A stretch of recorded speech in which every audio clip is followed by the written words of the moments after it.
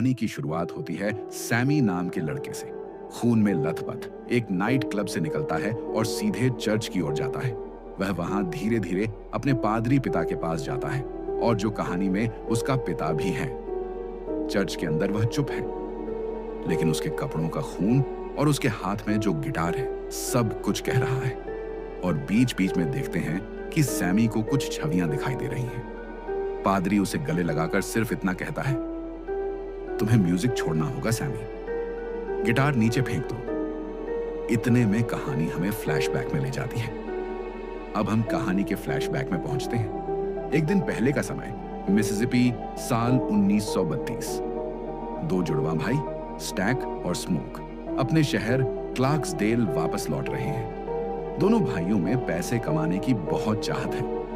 वे एक क्लब खोलने का सपना देखते हैं, लेकिन स्टैक और स्मोक को पैसों की सख्त जरूरत है। इसलिए स्टैक और स्मोक ने शिकागो के एक गैंगस्टर से पैसे उधार लिए हैं और एक पुराना सॉमिल, लकड़ी काटने की मिल, खरीद लिया है। उनका प्लान है एक क्लब खोलने का, एक ऐसी जगह जहां उनके ब्लैक समुदाय के लोग म्यूजिक, डांस और आजादी महसूस कर सकें। सैमी स्टैक का कजिन है और एक टैलेंटेड गिटारिस्ट भी। आगे हम देखते हैं कि स्टैक और स्मोक सैमी को अपने साथ लेकर बाकी लोगों को भी जोड़ने निकलते हैं। हमें कुछ खास किरदारों से मुलाकात होती है। डेल्टा स्लिम एक शांत मिजाज का पियानिस्ट, जिसकी उंगलियों से निकली हर धुन में गहरे जज्बात छुपे होते हैं। कॉर्नब्रेड क्लब का डोर कीपर और सिक्योरिटी गार्ड। एनी जो क्लब की किचन संभालती है और सभी के लिए खाना बनाती है। ये सब लोग मिलकर क्लब को चलाते हैं। आगे देखते हैं, सभी लोग तैयार होकर हंसी मजाक करते हुए क्लब की तरफ निकलते हैं। आगे सीन में एक आदमी मदद के लिए एक अनजान घर की तरफ दौड़ता है। दरवाजा खुलते ही एक पति पत्नी उस पर बंदूक तान देते हैं। घबराया हुआ वो कहता है, मदद करो, कुछ लोग मुझे मारना चाहते हैं। पहले तो पति पत्नी मना कर देते हैं, लेकिन जब वो आदमी उन्हें एक सोने का सिक्का दिखाता है तो लालच में आकर उसे घर में छिपा लेते हैं। थोड़ी देर बाद कुछ लोग उस आदमी का पीछा करते हुए घर तक पहुंचते हैं। तभी वह औरत उस आदमी पर बंदूक तान देती है और बाकी लोग भी उस औरत पर बंदूक तान देते हैं। उनका लीडर कहता है, हम एक ऐसे आदमी को ढूंढ रहे हैं जो बेहद खतरनाक है, क्या आपने उसे कहीं देखा है? औरत जवाब देती है, नहीं, मैंने नहीं देखा। लीडर शक के साथ कहता है, मुझे लगता है वो यहीं कहीं है, शायद आपने उसे अपने घर में बुलाकर बहुत बड़ी गलती कर दी है। तभी उसके साथी कहते हैं, हमें यहां से निकलना चाहिए, सूरज डूबने वाला है। जाते जाते लीडर उस औरत से कहता है, अपना ख्याल रखना, भगवान आपकी रक्षा करे। औरत जल्दी से दरवाजा बंद करती है और जोर से अपने पति को पुकारती है, मगर उसका पति कोई जवाब नहीं देता। आगे सीन में वही आदमी जिसे उसने छुपाया था एक कुर्सी पर बैठा हंस रहा होता है। वह कहता है, तुम्हारा पति आराम कर रहा है। और तभी औरत अपने पति को देखकर जोर से चीख पड़ती है। अगले सीन में सभी लोग क्लब के अंदर पहुंच रहे होते हैं। सैमी क्लब को देखकर बहुत खुश होता है।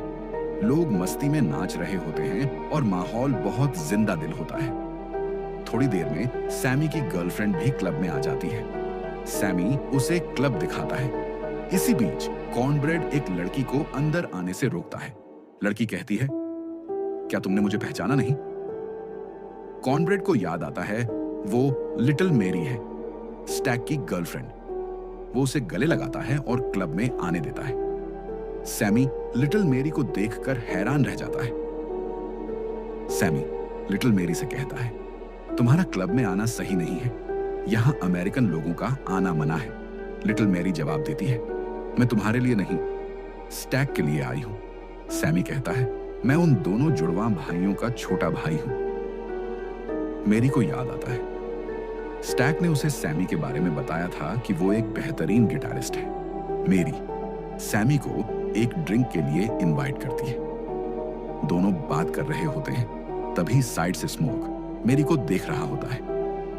वो उनके पास जाता है और गुस्से में कहता है, मुझे अमेरिकन लोगों की खुशबू बिल्कुल पसंद नहीं, खासकर जब वो हमारे बीच हो। मेरी गुस्से में जवाब देती है, मुझे तुमसे बकवास नहीं करनी, मैं यहाँ स्टैक के लिए आई हूँ। स्मोक वहां से चला जाता है और सीधा अपने भाई स्टैक के पास जाकर कहता है, इसे यहां से निकालो वरना मैं खुद निकाल लूंगा। फिर स्टैक मेरी के पास जाता है और पूछता है, तुम आखिर यहां कर क्या रही हो?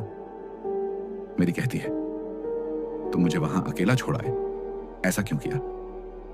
स्टैक जवाब देता है, मैं तुम्हें वहां अपने भाई की वजह से छोड़कर आया था, क्योंकि तुम हमारे बीच में सेफ नहीं थी और मैं तुम्हें सेफ रखना चाहता था। फिर क्लब के अंदर म्यूजिक और डांस शुरू होता है।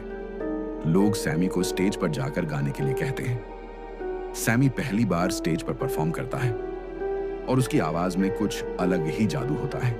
लोग उसकी परफॉर्मेंस से इतने प्रभावित होते हैं जैसे उनके अंदर कुछ जाग गया हो। लेकिन उसकी आवाज से सिर्फ लोग ही नहीं, कुछ और भी जागता है, एक पुरानी शैतानी ताकत। उसकी आवाज इतनी ताकतवर होती है कि वह उस क्लब के दरवाजे तक एक शैतानी शक्ति को बुला लेती है। रेमिक नाम का एक वैम्पायर और उसका ग्रुप, जिसे हमने आगे कहानी में देखा था, सैमी की आवाज से खींचते हुए क्लब तक पहुंच जाता है। कॉर्नब्रेड उन्हें क्लब की ओर आते हुए देखता है और अपने साथ खड़े एक आदमी से कहता है, जाओ दोनों भाइयों को बुलाकर लाओ। वहीं कॉर्नब्रेड दरवाजे पर उन्हें रोक देता है। थोड़ी ही देर में स्टैक, स्मोक और बाकी लोग बाहर आ जाते हैं और सामने रेमिक और उसका ग्रुप खड़ा होता है। रेमिक क्लब में आकर गाना गाने की इजाजत मांगता है, लेकिन स्मोक साफ मना कर देता है। तभी रेमिक की नजर सैमी पर पड़ती है और वह कहता है, तो तुम वही हो जो ये गाना गा रहे थे, बहुत अच्छा गाते हो। स्मोक पूछता है, तुम लोग कहां से आए हो? रेमिक जवाब देता है, हम सब नॉर्थ कैरोलिना से हैं। स्टैक शक के साथ कहता है, झूठ मत बोलो। रेमिक कहता है, सर हम टैलेंट की कद्र करते हैं और मैं आपसे झूठ नहीं बोल रहा। चलिए हम भी आपको एक गाना सुनाते हैं। रेमिक का ग्रुप अपना गाना गाना शुरू करता है। सभी लोग उन्हें देख रहे होते हैं। थोड़ी ही देर बाद स्मोक कहता है, ये गाना गाना बंद करो। तभी रेमिक कहता है, क्यों, क्या हुआ? स्मोक कहता है, ये गाना बजाना वहां सड़क पर जाकर करो। रेमिक कहता है, हमारा गाना तो अच्छा था, तो आपको हमें अंदर बुलाना चाहिए था। तभी स्मोक कहता है, मैं नहीं चाहता कि तुम जैसे अमेरिकन मेरी पार्टी को बर्बाद करें। तो रेमिक कहता है, तो बात हमारे रंग की है। फिर वो मेरी की तरफ इशारा करके कहता है, उसे भी हमारे साथ भेज दो, वो भी अमेरिकन है। तभी स्मोक की पत्नी कहती है, वह हमारे परिवार का हिस्सा है। रेमिक फिर कहता है, फैमिली? तो क्या हम एक रात के लिए सब परिवार बन सकते हैं? तभी स्मोक अपने गन निकालने वाला होता है। रेमिक, सर आपको यह सब करने की कोई जरूरत नहीं, हम लोग चले जाते हैं यहां से। सभी धीरे धीरे चलो, शायद इनका माइंड चेंज हो जाए। दोस्तों, ये तो सिर्फ कहानी की शुरुआत थी। असली तूफान तो अभी आना बाकी है। आगे क्या होगा, कौन जिंदा बचेगा, कौन बनेगा एक सिनर, ये सब आपको मिलेगा पार्ट 2 में। अगर आपको ये कहानी थोड़ी सी भी पसंद आई हो तो एक लाइक करना मत भूलना और कमेंट में जरूर बताना कौन सा सीन सबसे ज्यादा दिल को छू गया। चैनल को सब्सक्राइब कर लो दोस्तों, क्योंकि मैं सिर्फ कहानियां नहीं बताता, मैं अपना YouTube परिवार बनाता हूँ। जल्दी मिलते पार्ट 2 के साथ, एक और रात, एक और राज के साथ।